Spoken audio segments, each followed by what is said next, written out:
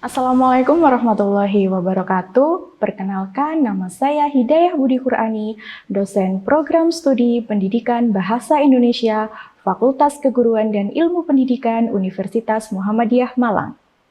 Bidang keilmuan yang saya tekuni adalah sastra interdisipliner, dan mata kuliah yang saya ampu adalah mata kuliah puisi dengan bobot 5 SKS dan diajarkan pada semester 3.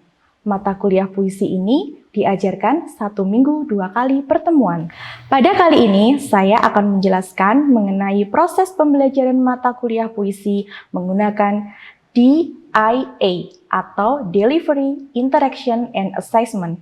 Meliputi deskripsi mata kuliah, kemampuan yang diharapkan, materi pembelajaran, mode perkuliahan, metode pembelajaran, interaksi antara dosen dan mahasiswa, serta sistem penilaian mata kuliah. Hal pertama yang akan saya jelaskan adalah D atau Delivery. Mata kuliah puisi menyajikan tentang periodisasi sejarah perkembangan puisi di Indonesia, hakikat dan fungsi sastra pada masyarakat sebagai sebuah kebudayaan, teori dan pendekatan dalam kajian puisi, genre dan unsur pembangun puisi, kritik puisi dan aplikasinya, serta menyajikan hasil kritik puisi berbentuk artikel jurnal. Jadi, luaran pada mata kuliah puisi ini adalah artikel jurnal yang ditulis oleh mahasiswa dan dipublikasikan pada jurnal nasional terakreditasi SINTA. Kemampuan yang diharapkan pada mata kuliah puisi yaitu mahasiswa mampu menelaah perkembangan puisi di Indonesia sesuai dengan periodisasinya, mampu menguraikan hakikat puisi pada masyarakat, mampu menguraikan fungsi puisi pada masyarakat sebagai sebuah kebudayaan, mampu menguraikan pendekatan dalam kajian puisi, mampu menelaah genre sastra, mampu menguraikan unsur pembangun puisi, mampu mengkritik puisi dan aplikasinya, mampu menganalisis puisi dengan menggunakan teori, dan mampu menciptakan kritik puisi dalam bentuk artikel jurnal. Materi yang diajarkan pada mata kuliah puisi meliputi periodisasi sejarah dan perkembangan puisi di Indonesia, puisi dan fungsinya, teori dan pendekatan dalam kajian puisi, genre sastra dan unsur pembangun karya sastra puisi, penerapan teori dalam menganalisis karya sastra puisi, dan kritik puisi serta aplikasinya. Semua materi yang diberikan terangkum ke dalam modul puisi yang sudah dibuat oleh dosen sebagai panduan mahasiswa. Perkuliahan puisi dilaksanakan secara daring dengan moda perkuliahan Zoom Meeting, WhatsApp, dan LMS dengan alamat website www.lms.umm.ac.id. Selain itu, untuk kehadiran, mahasiswa mengisi daftar hadir di Info KHS atau MyUMM. Begitu pula dengan dosen, ketika mengajar, wajib melakukan presensi dan merekap daftar hadir di sdm.umm.ac.id. Metode perkuliahan yang saya gunakan yaitu PBL atau Problem Based Learning dan PJBL atau Project Based Learning. PBL dilakukan untuk membuat mahasiswa berpikir kreatif, kritis dalam memecahkan masalah secara individu maupun kelompok, dan membuat laporan atas temuan dan pemecahan masalah tersebut. Kemudian, metode PJBL digunakan pada saat mahasiswa menulis artikel. Hal ini bertujuan agar dosen dapat mengetahui perkembangan penulisan artikel yang dilakukan oleh mahasiswa, memantau dan mendampingi mahasiswa jika menemukan kesulitan dalam proses penulisan artikel. Hal kedua yaitu I atau interaction. Pada saat di ruang Zoom, saya meminta mahasiswa untuk menyalakan kamera agar mengetahui kesiapan mahasiswa dalam menerima materi. Selain itu, pada saat menjelaskan materi, saya selalu menanyakan kepada mahasiswa apakah sudah menerima penjelasan dari materi yang saya berikan. Karena pada saat perkuliahan daring, kendala yang paling besar ditemui adalah jaringan internet.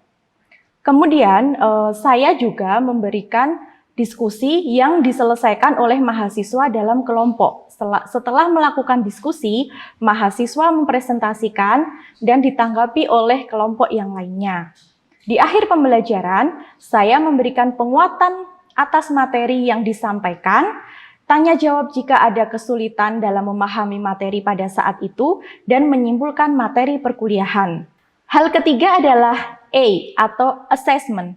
Pada penilaian, saya menggunakan 3 macam tugas, yaitu laporan diskusi, makalah, dan produk analisis puisi.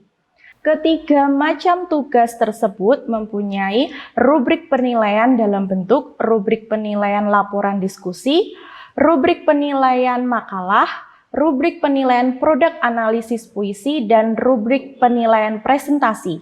Penilaian ini dilakukan untuk mengetahui indikator ketercapaian mata kuliah yang meliputi ketepatan dalam menelaah perkembangan puisi di Indonesia sesuai dengan periodisasinya, ketepatan dalam menguraikan hakikat puisi pada masyarakat, ketepatan dalam menguraikan fungsi puisi pada masyarakat, ketepatan dalam menelaah genre sastra, ketepatan dalam menguraikan unsur pembangun puisi, ketepatan dalam mengkritik puisi dan aplikasinya, ketepatan dalam menganalisis puisi dengan teori, ketepatan menciptakan kritik puisi dalam bentuk artikel jurnal. Selain itu, dalam penilaian UTS dan UAS, saya menggunakan penilaian dalam bentuk tes uraian. Jadi dapat digambarkan komposisi penilaiannya sebagai berikut.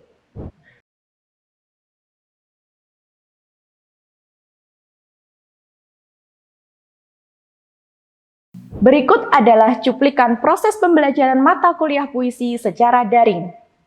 Bismillahirrahmanirrahim. Assalamualaikum warahmatullahi wabarakatuh.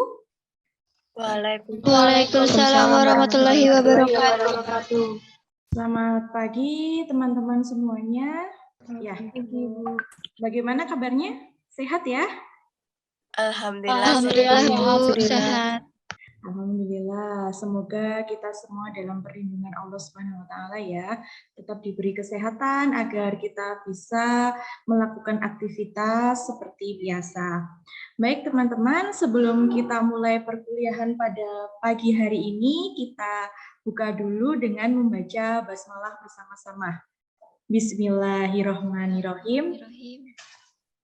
Baik, teman-teman jangan lupa melakukan presensi ya di My UMM atau Info KHS. Sudah Ibu buka, silahkan bisa melakukan presensi dulu. Oke, sambil dibuka My UMM-nya ataupun Info KHS-nya bisa melakukan presensi. Baik, teman-teman, hari ini kita akan mempelajari mengenai genre sastra dan unsur pembangun puisi. Nah, sebelumnya kemarin ada yang ingin ditanyakan terkait teori feminis yang sudah kita pelajari minggu lalu.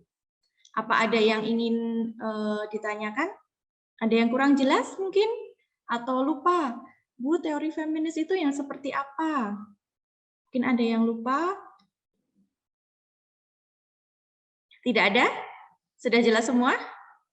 Oke, alhamdulillah kalau sudah jelas semua. Semoga nanti teman-teman bisa menggunakan teori tersebut untuk ini ya, menganalisis puisi dengan pendekatan-pendekatan yang sudah kita pelajari minggu lalu. Baik, sebelum teman-teman belajar atau kita berdiskusi tentang genre sastra dan unsur pembangun puisi, silahkan teman-teman dibuka LMS-nya. Di LMS itu ada koneksi. Nah, silahkan kalian isi dulu koneksinya. Ibu beri waktu 15 menit. Silahkan diisi dulu. Sudah selesai? Sudah selesai, teman-teman? Mbak Erli sudah selesai? Kurang dikit, Bu. Oke. Mbak Ega sudah? Kurang sedikit juga, Bu. Oke, baik. 3 menit lagi ya, teman-teman ya. Saya sudah selesai, Bu. Oke, baik. Teman-teman yang lainnya selain Mbak Erli sudah selesai? Sudah, Bu. Nah, tujuan dari mengisi LMS itu agar kalian bisa tahu sejauh mana sih persiapan kalian untuk mengikuti setiap materi pembelajaran yang akan kita pelajari di mata kuliah puisi ini. Baik, Ibu akan share screen dulu biar lebih jelas. Sudah terlihat ya? Sudah, Bu. Ya, baik. Hari ini kita akan belajar mengenai genre sastra dan unsur pembangun puisi. Jadi materi pada pagi hari ini terbagi menjadi 4, yaitu mengenai hakikat puisi, jenis-jenis puisi, unsur intrinsik puisi, dan unsur ekstrinsik puisi. Silakan teman-teman perhatikan kedua contoh berikut. Ada puisi Malam Lebaran dan puisi La Strada atau Jalan Terpanggang ini. Siapa teman-teman yang mau membacakan puisi tersebut? Saya izin membacakan, Bu. Silakan. Baik. Lastraga atau Jalan Terpanggang ini. Karya Taufik Ismail. Kini anak-anak itu telah berpawai pula di panggung panas matahari ibu kota. Setiap lewat depan kampus berpagar senjata, mereka berteriak dengan suara tinggi. Hidup kakak-kakak kami. Mereka telah direlakan ibu bapak, warga negara bisa negeri ini, yang melepas dengan doa setiap pagi. Kaki-kaki kecil yang tak kenal lelah, kini telah melangkah sejarah. Oke, baik. Terima kasih Mbak Erli. Jadi ada 2 contoh puisi yang tadi sudah dibacakan oleh Mbak Erli, ada Malam Lebaran dan La Strada atau Jalan Terpanggang. Malam Lebaran ini karya Sitor Situmorang dan La Strada atau Jalan Terpanggang ini karya Taufik Ismail. Malam Lebaran, La Strada atau Jalan Terpanggang ini mana yang termasuk puisi? Kalau menurut saya, keduanya termasuk puisi, Bu. Oke, menurut Mbak Erli keduanya termasuk puisi. Yang lainnya? Menurut saya juga keduanya sudah termasuk puisi itu, Bu. Oke, menurut Mbak Bella keduanya termasuk puisi. Mbak Vina mungkin, Mbak Vina Fatima? Iya, Bu, keduanya termasuk puisi. Baik, terima kasih. Mengapa keduanya itu termasuk puisi? Setuju? Setuju, Bu, saya. Saya juga setuju, Bu. Oke, baik. Terima kasih. Ya, memang kedua puisi tersebut merupakan puisi ya, puisi modern. Karena kita lihat bahwa puisi tersebut, puisi karya Sitor Situmorang dan puisi karya Taufik Ismail itu tidak terlalu terikat atas aturan-aturan seperti puisi lama. Nah, tadi Ibu sudah menyebutkan puisi lama dan puisi baru. Nah, itu merupakan kedua hal yang akan kita pelajari pada pagi hari ini terkait dengan puisi lama, puisi baru, dan juga puisi daerah. Tentu saja tidak boleh dilupakan karena di setiap daerah di Indonesia pasti memiliki puisi-puisi yang di situ digunakan sebagai media untuk komunikasi, sebagai media untuk penyampaian pesan di setiap daerah. Yang lainnya juga sudah, selain Mbak Erli, sudah jelas? Sudah, Bu. Oke, baik. Alhamdulillah kalau penjelasan Ibu dapat diterima oleh kalian semua dengan jelas. Nah, selanjutnya kalian setelah ini berdiskusi, kalian mencari contoh-contoh puisi lama, baru, dan daerah. Nah, setiap kelompok digabung menjadi 2-3 kelompok karena kemarin kan kita sudah membagi menjadi 7 kelompok, jadi kelompoknya akan Ibu bagi lagi menjadi 3 kelompok. Nah, kelompok 1 dan 2 silakan bisa dicatat ya, mengerjakan puisi lama. Kelompok 3, 4, dan 5 mengerjakan puisi baru.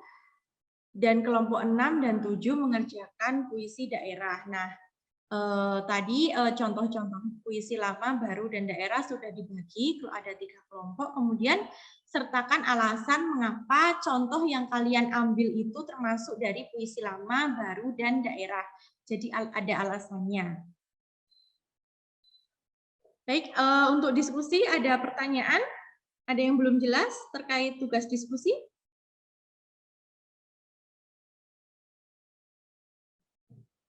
Sudah ya? Sudah jelas Sudah. ya? Nanti silakan Sudah, Bu. teman-teman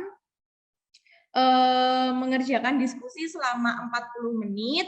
Kemudian kalian buat laporan diskusi dan laporan diskusinya nanti dipresentasikan, setiap kelompok mempresentasikan, kemudian hasil dari laporan diskusi dikumpulkan di LMS ya, di menu diskusi yang sudah Ibu buat. Baik, setelah ini Ibu bagi dulu ke breakout room.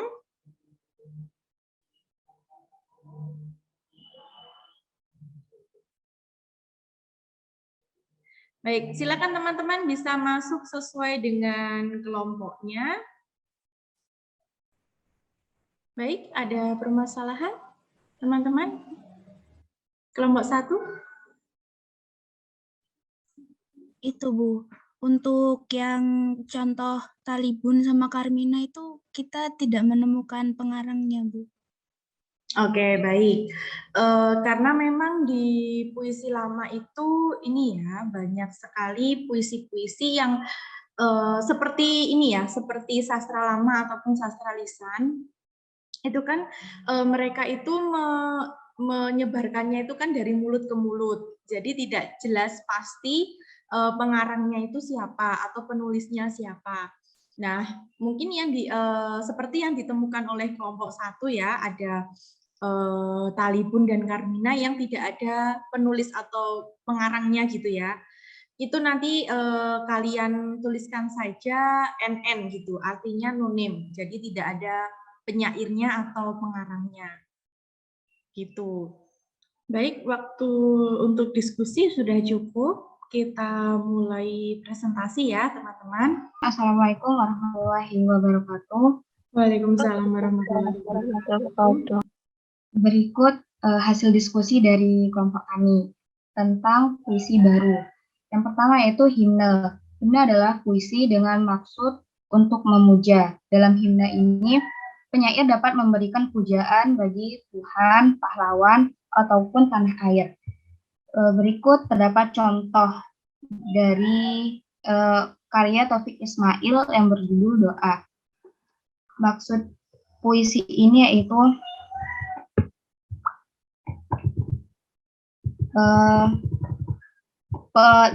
pengampunan atas dosa yang telah dilakukan oleh seseorang dan kembali kepada jalan yang benar. Yang kedua yaitu ode. Ode hampir serupa dengan himne. Ode adalah puisi yang memiliki tujuan untuk memberikan sanjungan pada orang-orang yang dianggap berjasa. Perbedaannya terdapat pada nada atau irama dalam ode yang memiliki ciri yang sangat resmi. Contohnya generasi sekarang karya Asmara Hadi. Maksud dari puisi ini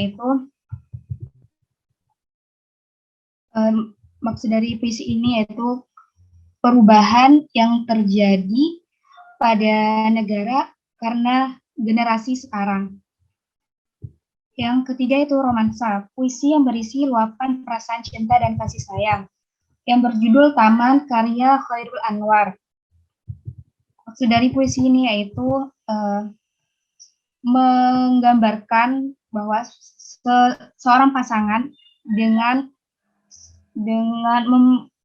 mengimajinasikan dengan seorang pasangan, dengan seperti halnya kumbang dengan kembang di taman yang hanya seseorang itu menganggap dunia itu hanya milik mereka berdua. Yang ketiga itu epigram, puisi yang berisikan ajaran hidup atau tuntunan ke arah kebenaran. Contohnya hak oposisi karya W.S. Rendra. Dari puisi ini sangat jelas bahwa terdapat dorongan untuk membuktikan bahwa kebijaksanaan pantas untuk mendapatkan dukungan dengan oposisi. Selanjutnya yaitu elegi. Elegi hampir sama dengan romansa, tetapi elegi ini memuat perasaan penyairnya. Yang maksud perasaan penyair yaitu perasaan yang ditumpahkan, bisa saja kesedihan, ratap tangis di dalamnya. Contohnya Senja di Pelabuhan Kecil karya Khairil Anwar.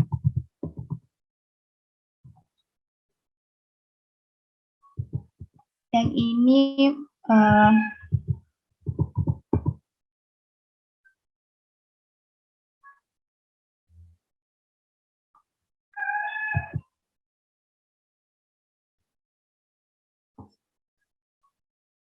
maksud dari puisi Senja di Pelabuhan Kecil ini terdapat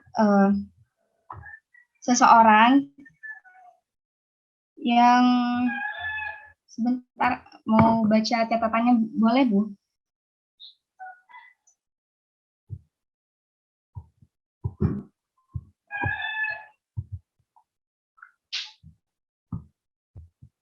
Maksud dari elegi ini cinta yang sudah tidak dapat diperoleh lagi. Pengarang melukiskan gedung rumah tua, tiang, dan temali kapal dan perahu yang tidak bertaut. Seperti itu. Kemudian balada. Balada ini puisi yang berisi cerita. Cerita ini dapat diambil dari karangan pribadi, mitos, ataupun legenda. Contohnya balada pembungkus tempe. Maksud dari puisi balada pembungkus tempe ini mengandung makna seperti kacang yang lupa pada kulitnya, seperti orang yang lupa pada orang yang berjasa dalam hidupnya. Yang terakhir, yang selanjutnya itu satir, puisi yang memuat sindiran atau kritikan di dalamnya. Contohnya puisi Negeriku karya Gusmus. Dapat dilihat dari isi puisi ini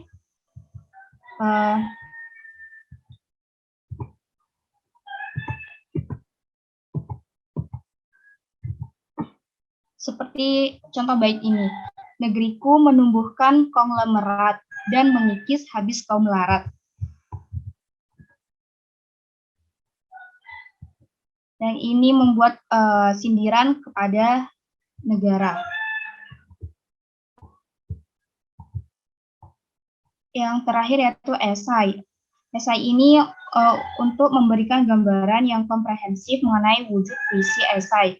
Berikut ini adalah salah satu contoh dari esai yang terdapat dalam buku antologi puisi esai atas nama Cinta Deni J.A. Bunga Kering Perpisahan. Maksud dari puisi ini yaitu seorang istri yang mengalami kesedihan akibat maksudnya atas kepergian dari suaminya. Gitu Bu. Kurang lebihnya mohon maaf. Apabila ada yang ditanyakan untuk teman-teman silahkan.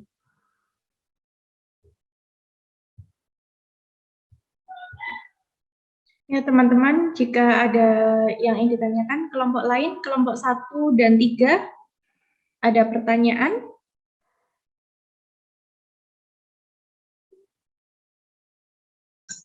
Saya izin menambahkan, Bu. Ya, silakan Mbak Arsantika.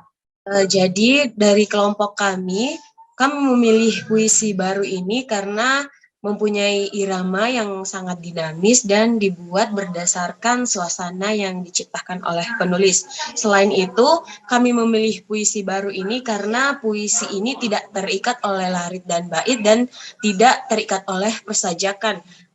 Jadi pengarang bebas membuat puisi sedemikian rupa, tetapi tetap memperhatikan kaidah penggunaan bahasa Indonesia dan menjaga keestetikan setiap puisi itu sendiri. Seperti itu. Baik, terima kasih. Ini tadi kalian sudah mengerjakan, kemudian, nah untuk tugas minggu depan, tugas yang dikumpulkan minggu depan, kalian berdiskusi untuk menganalisis puisi-puisi di bawah ini. Kalian kembali lagi ke kelompok masing-masing, ada 7 kelompok. Kalian menganalisis mulai dari unsur intrinsik, strata norma, dan unsur ekstrinsik puisi.